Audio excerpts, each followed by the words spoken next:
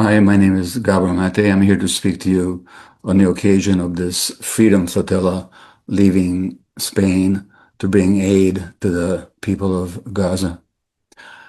There's something about human beings that demands freedom. Jean-Jacques Rousseau, the great French philosopher, said that human beings are born free and everywhere they're in chains.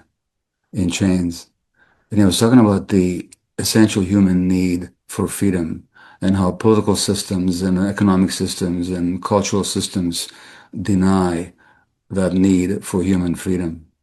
But this is actually a need that evolution dictated into us. We need to be free. We need to have dignity. We need to have autonomy.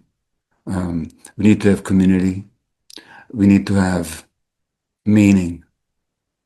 And when those needs are denied, we suffer. So when there's injustice and when there's oppression, when there's denial for truth, because yes, human beings also have a need for truth. That's a big part of us.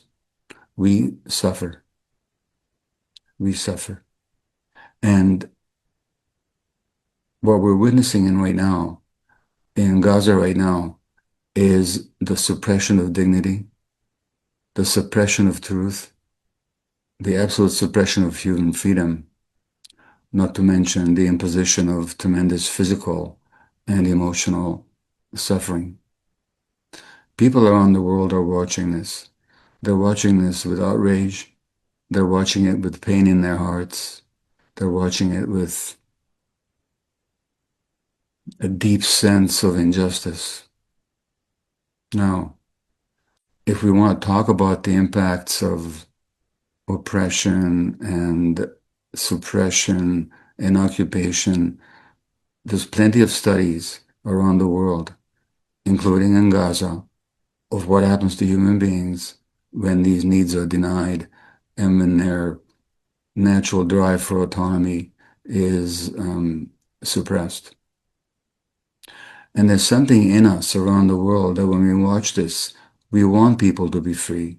We want justice to be done. But this flotilla is actually a symbol of the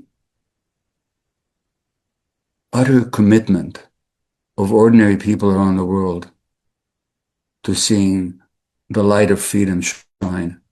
And it's a symbol of the solidarity and the humanity that ordinary people around the world in their multiple millions feel as they look at the suffering and the suppression that's taking place in Gaza.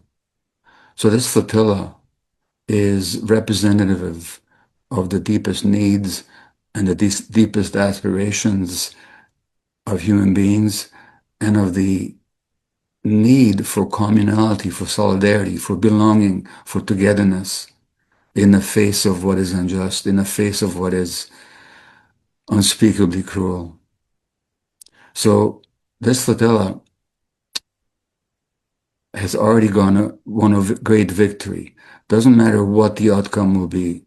And we know from past experience what the Israeli state is capable of and what its supporters amongst the Western countries and governments and institutions are capable of justifying, funding, putting up with, and denying.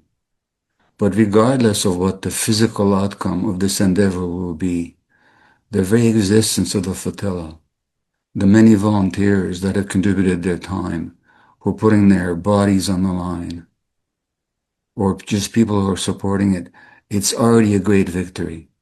It's already a great victory for the human spirit. When we think of history, what do we think about? We think of all the great struggles for freedom, from ancient Rome to the Spanish Civil War, to the many struggles for freedom around the world in Asia and Africa and in Latin America. This flotilla is part of that great tradition. So I'm telling you, people who are embarking on this journey, it doesn't matter the outcome. You have already won a great triumph. You have already forged a great victory. And we all thank you.